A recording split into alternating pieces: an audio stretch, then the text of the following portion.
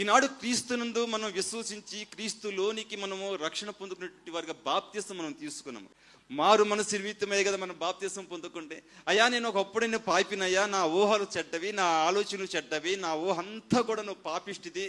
అయ్యో ప్రభువా, నేను పలానా స్థితిలో పాపంలో ఉన్నాను, పలానా పరిస్థితిలో నేను పాపం చేస్తున్నాను, ఆ స్థితిలో నుంచి నేను బయటికి రావాలి ప్రభువా, నా నూతన పరచు, నేను నూతనమైన వ్యక్తిగా ఉండాలనుకుంటున్నాను ప్రభువా. నువ్వు ఎలాగైతే నీతిమంతుడివో నేను కూడా అలానే నీతిమంతుడిగా ఉండగోరుతున్నాను ప్రభువా. నువ్వు ఎలాంటి పరిశుద్ధుడివో ఆ పరిశుద్ధత కావాలని ఆశపడుతున్నాను. అది ఆశతోనే కదా మనం క్రీస్తు విశ్వాసం బాప్తిసం తీసుకుంది. అరే నేను బాప్తిసం తీసుకున్నానే, నేను మారు మనసు చెందానే, ఆనాడు ప్రభువుకి మాట ఇచ్చానే, ప్రభువా నేను కూడా నీ వల్ల నీతిమంతుడిగా ఉంటానని నేను ఆ రోజు మాటిచ్చే కదా నేను పరిశుద్ధుడిగా ఉంటానని చెప్పాక నేను బాప్తిసం తీసుకుందే అని అది జ్ఞాపకం ఉంటుంది.